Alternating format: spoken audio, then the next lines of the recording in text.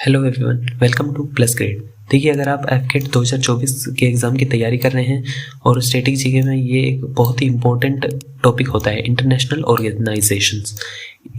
इसके बारे में आप पढ़ेंगे तो आपको काफ़ी यूज़फुल होगा एग्ज़ाम में।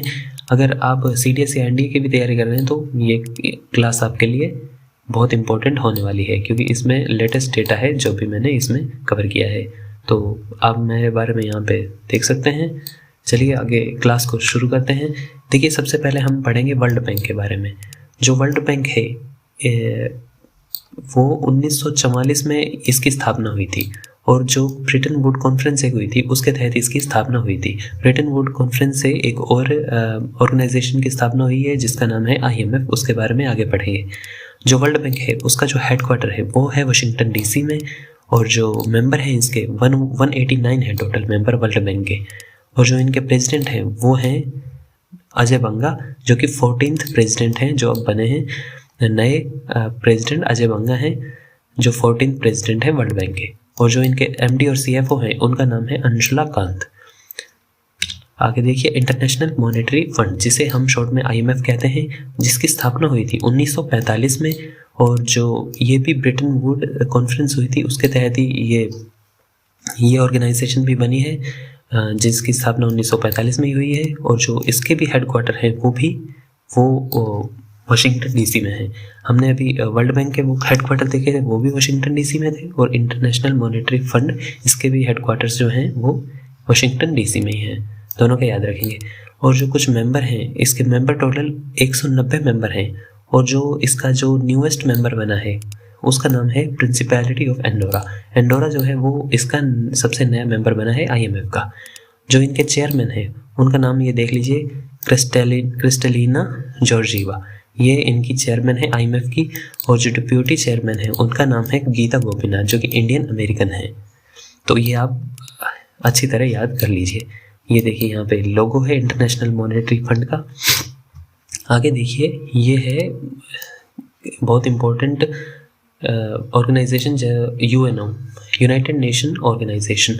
ये देखिए, इस्टेब्लिशमेंट इसका हुआ है 24 अक्टूबर 1945। बाकी आपको डेट तो याद रखने की ज़रूरत नहीं है, बाकी ईयर तो आप सभी का याद रखें, लेकिन जो ये बहुत इंपॉर्टेंट होते हैं उनके तो डेट भी याद रखें तो बहुत अच्छा रहेगा। 24 अक्टूबर 1945 हो गया। इसका जो हेडक्वार्टर्स है वो न्यूयॉर्क USA में है। और जो UNO की ऑफिशियल लैंग्वेजेस हैं, देखिए टोटल UNO की टोटल ऑफिशियल लैंग्वेजेस 6 हैं, जिनमें अरेबिक आती है, फ्रेंच आती है, चाइनीज़ लैंग्वेज आती है, इंग्लिश आती है, रशियन आती है और स्पेनिश आती है। ये 6 की 6 लैंग्वेज हैं जो UNO की ऑफिशियल लैंग्वेजेस हैं। और इनके जो मेंबर हैं टोटल वो 193 हैं। इनके जो सेक्रेटरी जनरल हैं वो हैं एंटोनियो गुतरेस। 2017 से यही बने हुए हैं UNO के जो सेक्रेटरी जनरल हैं। और जो यूनाइटेड नेशंस है, इनके ऑर्गन भी हैं टोटल इसके 6 ऑर्गन हैं। उसमें देखिए, पहला है UNSC, जिसका नाम है यूनाइटेड नेशंस सिक्योरिटी काउंसिल। दूसरा है UNGA, United Nations general assembly. और उसके बाद है तीसरा ICJ, जिसका नाम है इंटरनेशनल कोर्ट ऑफ जस्टिस। आगे देखिए, चौथा है ECOSOC, मतलब इकोनॉमिक एंड सोशल काउंसिल। और आगे है ट्रस्टीशिप काउंसिल। उसके बाद है द सेक्रेटेरिएट, UN सेक्रेटेरिएट कहते हैं। और जो टोटल हैं, इन सभी के जो हेडक्वार्टर्स हैं उनका वो है न्यूयॉर्क में। लेकिन जो ICJ है, इनका हेडक्वार्टर है हेग, नीदरलैंड्स में। ये थोड़ा इम्पोर्टेंट हो जाएगा, इसलिए आप इसको बहुत अच्छी तरह याद कर लीजिए कि जो ICJ है, इंटरनेशनल कोर्ट ऑफ जस्टिस, उसका जो हेडक्वार्टर है वो हेग, नीदरलैंड्स में है। बाकी जो जितने भी ये इसके UNO के ऑर्गन हैं, इनके सभी के हेडक्वार्टर्स न्यूयॉर्क में आपको मिलेंगे। आगे देखिए, अब उनमें ये इम्पोर्टेंट है UNSC, इसके बारे में थोड़ा पढ़ लेते हैं। UNSC मतलब यूनाइटेड नेशंस सिक्योरिटी काउंसिल। इसके टोटल मेंबर जो हैं वो 15 हैं, लेकिन इनमें अलग अलग डिवाइड हैं। जैसे परमानेंट इसके मेंबर होते हैं 5, और जो नॉन परमानेंट होते हैं वो होते हैं 10। इसमें जो परमानेंट 5 हैं वो हैं UK, USA, फ्रांस। ये गलत हो गया थोड़ा सा, इसको सही कर लीजिएगा। और ये रशिया और चाइना, ये हो गए परमानेंट मेंबर। और जो हर 2 साल में चेंज होते रहते हैं वो हैं 10 मेंबर यूएनएससी के। ये देखिए यहाँ पे लोगो है। आगे चलिए हम अब देखते हैं एशियन डेवलपमेंट बैंक एडीबी के बारे में। एडीबी की जो स्थापना है वो 1966 में हुई थी और जो इसका हेडक्वार्टर है वो मनीला फिलीपींस में है और जो इसके मेंबर हैं एडीबी के वो है 68। नोट इसमें है कि इंडिया जो है वो फाउंडिंग मेंबर है एडीबी का। ये क्वेश्चन अच्छा है, आप इसे याद कर लीजिए। जो इसके अभी प्रेसिडेंट हैं उनका नाम है मसात्सुगु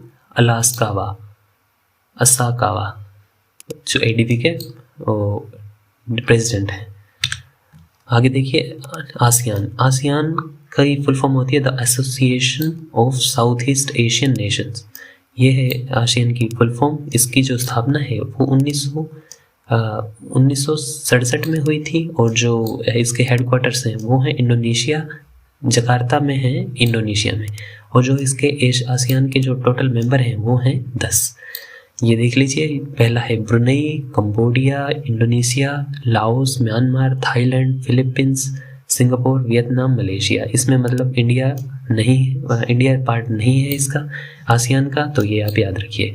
फर्स्ट जो समिट हुआ था इसका इंडोनेशिया 1976 में हुआ था और जो इसका नेक्स्ट जो होने वाला है मतलब अब जो आसियान का 2023 का जो समिट है वो इंडोनेशिया में हुआ है। आगे देखिए हम बिम्स्टेक के बारे में देख लेते हैं। जो बिम्स्टेक है इसकी फुल फॉर्म होगी bay of Bengal initiative for multi sectoral technical and economic cooperation. ये थोड़ा सा लंबा नाम है लेकिन ये कुछ एग्जाम्स में पूछा भी गया है, तो आप इसको थोड़ा सा 1-2 बार देखेंगे तो याद हो जाएगा।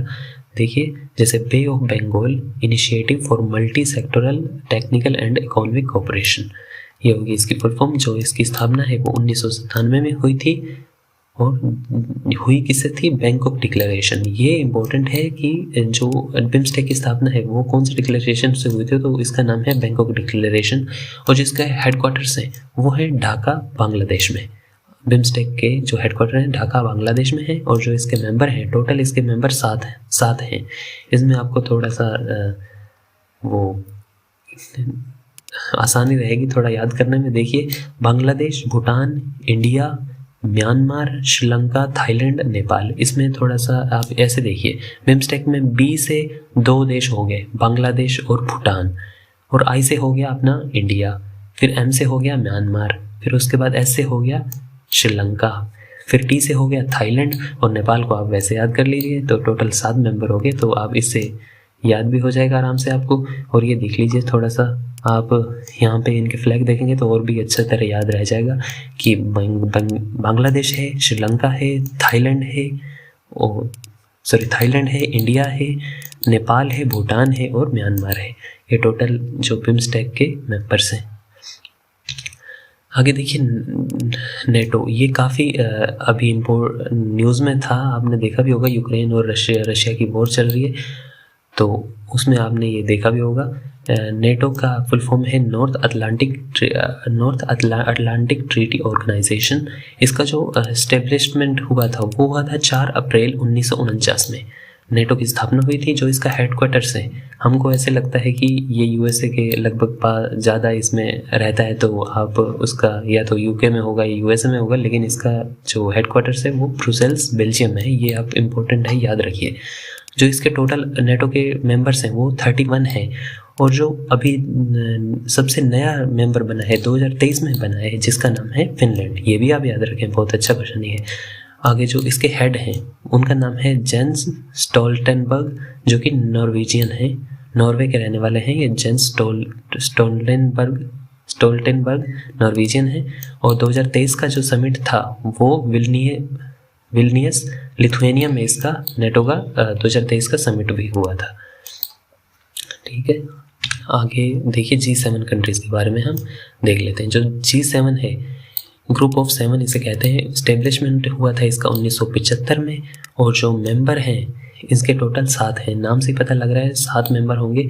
देखिए Japan, USA, Italy, Canada, UK, Germany, France, ये हो गए इसके टोटल 7 मेंबर्स। यहाँ पे ये फ्लैग लगा हुआ है, आप इससे आप अच्छी तरह याद कर सकते हैं। देखिए ये है यूएसए का फ्लैग, ये हो गया इंग्लैंड का, ये हो गया मतलब ये यूके का, ये कनाडा का, ये अपना फ्रांस का, ये जर्मनी का, ये इटली का और ये जापान का। तो इससे आप थोड़ा याद कर लीजिए G7 कंट्रीज़ में कौन कौन आते हैं। Japan, USA, Italy, Canada, USA, UK, Germany, France. और जो 2023 का समिट हुआ था ये जापान में है इसका समिट।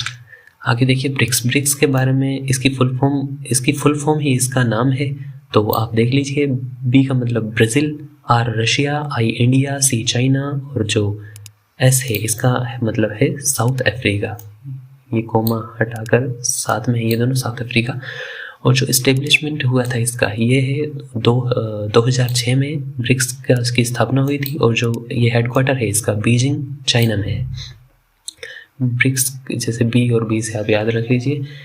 फर्स्ट समिट है जो वो रशिया में हुआ था 2009 में इसका ब्रिक्स का। और जो देश 2023 का है वो अब साउथ अफ्रीका में। इसके बाद आप देखिए ये सबसे पहले जब बना था ब्रिक्स, उसे ब्रिक के नाम से जाना जाता था क्योंकि उस टाइम पे साउथ अफ्रीका ने ज्वाइन नहीं किया था। 2010 में इसने साउथ अफ्रीका ने भी ज्वाइन कर लिया, तो ये ब्रिक्स से ब्रिक्स बन गया। ब्रिक्स का एक बैंक भी है, जैसे एडीबी था ना, एशियन डेवलपमेंट बैंक, वैसे ही ब्रिक्स का एक बैंक है जिसका नाम है न्यू डेवलपमेंट बैंक, एनडीबी कहते हैं इसे। इसकी जो ये फाउंड हुआ था 2014 में। इसके जो एनडीबी के हेडक्वार्टर्स हैं वो शंघाई चाइना में है। और जो रीजनल ऑफिस है वो है गिफ्ट सिटी गुजरात। गिफ्ट का मतलब यहाँ पे इंडिया है, मतलब ये गुजरात इंडिया में है ना। तो गिफ्ट का मतलब यहाँ पे है Gujarat international finance tech city. ये गिफ्ट का ये मतलब है यहाँ पे। और जो इनके हेड हैं वो है डॉक्टर डीजे पांडियन, जो कि ये इंडिया में है ये हेड। ये टोटल ब्रिक्स के नहीं, ये इसकी बात कर रहा हूँ मैं, ठीक है। उसके बाद हम देखते हैं SCO, शंघाई कोऑपरेशन ऑर्गेनाइजेशन। इसके जो स्थापना हुई थी 2001 में हुई थी। चाइना और रशिया ने मिलकर इसकी SCO की स्थापना की थी। जो हेडक्वार्टर्स हैं इसके ये बीजिंग में हैं और मेंबर्स हैं टोटल 9 मेंबर हैं। जो इसका सबसे नया मेंबर है उसका नाम है ईरान, जो कि 2023 में जुड़ा है। और टोटल इसके 9 मेंबर में देख लीजिए आप, पाकिस्तान है, इंडिया है, चाइना है, Kazakhstan, Kyrgyzstan, Russia, Tajikistan, Uzbekistan, Iran. जो पाकिस्तान और इंडिया है इन्होंने 2017 में ज्वाइन किया था SCO को। और जो 23 का समिट है वो इंडिया होस्ट कर रहा है। ये एक ऐसी ऑर्गेनाइजेशन है, आपने देखा होगा, जिसमें पाकिस्तान और इंडिया दोनों इकट्ठे हैं। बाकी देखिए आगे देखिए वर्ल्ड ट्रेड ऑर्गेनाइजेशन, जिसे WTO कहा जाता है। इसका जो पुराना नाम था इसका नाम था GATT। इसकी फुल फॉर्म है general agreement on tariffs and trade. ये फाउंड हुआ था 1947 में, लेकिन जो WTO है, वर्ल्ड ट्रेड ऑर्गेनाइजेशन, आज के टाइम में इसकी जो इस्टेब्लिशमेंट हुई थी 1995 में हुई थी। और जो इनके हेडक्वार्टर्स हैं WTO के वो जिनेवा स्विट्जरलैंड में हैं। और मेंबर्स हैं इसके 164। आप एक थोड़ा सा ट्रिक देख लीजिए। देखिए अगर किसी ऑर्गेनाइजेशन के नाम में पहले वर्ल्ड हो और लास्ट में ऑर्गेनाइजेशन हो, तो आप उसके जो हेडक्वार्टर हैं वो जिनेवा स्विट्जरलैंड में लगाएंगे, ठीक है। और बाकी कुछ तो एक्सेप्शन है वो आप देख लीजिएगा। बाकी जो इंडिया है ये 1995 में इसने ज्वाइन किया था WTO को। और डायरेक्टर जनरल है इनके नगोजी ओकोंजो, जो कि फर्स्ट ब्लैक लेडी हैं जो इनकी डायरेक्टर जनरल बनी है WTO की। आगे है WHO। जब कोरोना का टाइम था तो WHO बहुत न्यूज़ में था, तो आपने इसके बारे में काफ़ी सुना भी होगा। WHO की स्थापना जो है वो 7 अप्रैल 1948 में हुई थी। इसीलिए 7 अप्रैल को वर्ल्ड हेल्थ डे के रूप में घोषित किया गया है। और हर 7 अप्रैल को वर्ल्ड हेल्थ डे मनाया भी जाता है। और जो इसके हेडक्वार्टर्स हैं वो जिनेवा स्विट्जरलैंड में हैं, वर्ल्ड हेल्थ ऑर्गेनाइजेशन के। और जो इनके हेड हैं वो हैं डॉक्टर टेड्रोस। ये काफ़ी न्यूज़ में आते भी रहते हैं। और चीफ साइंटिस्ट हैं सौम्या स्वामीनाथन, जो कि इंडिया से बिलोंग करती हैं। तो ये WHO की ऑर्गेनाइजेशन, WHO की जो चीफ साइंटिस्ट हैं। वर्ल्ड हेल्थ मतलब मूल की इंडिया मूल की है ये। वर्ल्ड हेल्थ डे जो है 2023, इसकी जो स्लोगन था उसका नाम था, वो स्लोगन था इसका हेल्थ फॉर ऑल। ये कुछ मैं 2023 के इसलिए बता रहा हूँ क्योंकि ये करंट अफेयर्स के मतलब करंट अफेयर में पूछ सकते हैं, इसलिए ये मैं बता रहा हूँ साथ में। बाकी आप देखिए सार्क का फुल फॉर्म है south Asian association for regional cooperation. इसकी जो स्थापना हुई 1985 में हुई थी। हेडक्वार्टर जो हैं इनके काठमांडू नेपाल में है और मेंबर जो इनके वो 8 हैं। 8 मेंबर हैं सार्क के। इंडिया पाकिस्तान, वैसे वो SCO में भी पाकिस्तान था और इसमें भी पाकिस्तान है, 2 ही हैं वैसे। इंडिया पाकिस्तान अफगानिस्तान 2007 में अफगानिस्तान ने ज्वाइन किया था। नेपाल, बांग्लादेश, श्रीलंका, भूटान और मालदीव्स, ये हो गए मेंबर इसके सार्क के। और सबसे जो लेटेस्ट ज्वाइन किया है सार्क को वो है अफगानिस्तान 2007 में। लेकिन जो इसका लास्ट समिट हुआ था वो 2016 में हुआ था पाकिस्तान में। लास्ट समिट यही हुआ था सार्क का, उसके बाद अभी तक नहीं हुआ क्योंकि इंडिया ने रिफ्यूज़ कर दिया था, क्योंकि टेरर अटैक हुआ था उस टाइम ये पुलवामा में, इस कारण इंडिया ने रिफ्यूज़ कर दिया। उसके बाद इसलिए समिट नहीं हुआ। जो इसका फर्स्ट समिट हुआ था वो बांग्लादेश में हुआ था, जो कि 1985 में हुआ था। आगे देखिए यूनिसेफ की फुल फॉर्म है यूनाइटेड नेशंस चिल्ड्रंस फंड। जो इस्टेब्लिशमेंट इसका हुआ था 1946 में। हेडक्वार्टर्स हैं इनके न्यूयॉर्क में और जो हेड है इनके कैथरीन एमरसेल हैं और जो इनके मेंबर्स हैं, मेंबर कंट्री हैं इनकी 191। और जो 2023 की थीम है यूनाइटेड नेशन यूनिसेफ की जो थीम है 2023 की, ये है for every child every right. ये देखिए इसका लोगो। आगे है ओपेक कंट्रीज़ के बारे में भी आपने कभी न्यूज़ में देखा होगा। ये देखिए organisation of the petroleum exporting countries, इसे ओपेक कहते हैं। इसकी फुल फॉर्म है। ये इस्टेब्लिशमेंट हुई थी 1960 में। हेडक्वार्टर है इनका ऑस्ट्रिया वियना में। वियना ऑस्ट्रिया में, जो कि ऑस्ट्रिया की राजधानी है वियना, इसमें हुआ था। आपको ये थोड़ा जानकर हैरानी होगी कि इसका हेडक्वार्टर इधर बहुत दूर आ गया। ये कंट्रीज़ तो मिडिल ईस्ट की हैं। बाकी जो इसके टोटल मेंबर हैं वो 13 हैं। फाउंड हुआ था ये बगदाद इराक में। ये जो पेट्रोलियम बेचते हैं ना, उन कंट्रीज़ ने मिलकर बनाया हुआ है, जैसे इराक, ईरान, वेनेजुएला, बाकी ये जो हैं कंट्रीज़, सऊदी अरेबिया। बाकी आगे चलते हैं।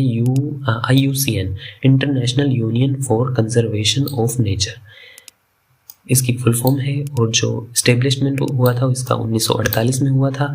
जो IUCN है यही द रेड डाटा बुक जो है इसको पब्लिश करती है। मतलब इसने ही रेड डाटा बुक बना रखी है, जो कि एंडेंजर्ड प्लांट और एनिमल्स हैं उसके लिए, जो मतलब अभी खतरे में हैं, बहुत मतलब एक्सटिंक्ट होने की कगार पर हैं, उनके लिए ये रेड डाटा बुक बनाई गई है। जो इनका जो हेडक्वार्टर्स है IUCN का, वो है ग्लैंड स्विट्ज़रलैंड। ये जिनेवा है ना स्विट्ज़रलैंड में, उसके पास ही है ग्लैंड स्विट्ज़रलैंड में।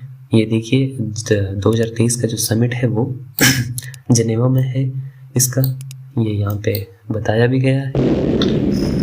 बस यही वीडियो था पूरा। इसमें मैंने काफ़ी सारी ऑर्गेनाइजेशन के बारे में डिस्कशन कर दिया है, तो वीडियो थोड़ी सी लंबी हो गई है। बाकी चलो कोई बात नहीं, आप इसको 1-2 बार और देखेंगे तो आपको बिल्कुल याद हो जाएगा। ये हमारा चैनल है प्लस ग्रेड, इसको आप सब्सक्राइब कर लीजिए। और अगर वीडियो अच्छा लगा है तो लाइक करें, शेयर करें, इस चैनल को सब्सक्राइब करें। और अगर आपको कोई कमेंट है या फिर आप कुछ कहना चाहते हैं तो कमेंट सेक्शन में कह सकते हैं। बाकी ये वीडियो आपके लिए बहुत हेल्पफुल रहेगा, आप इसको बार बार देखिए। Thanks for watching this video.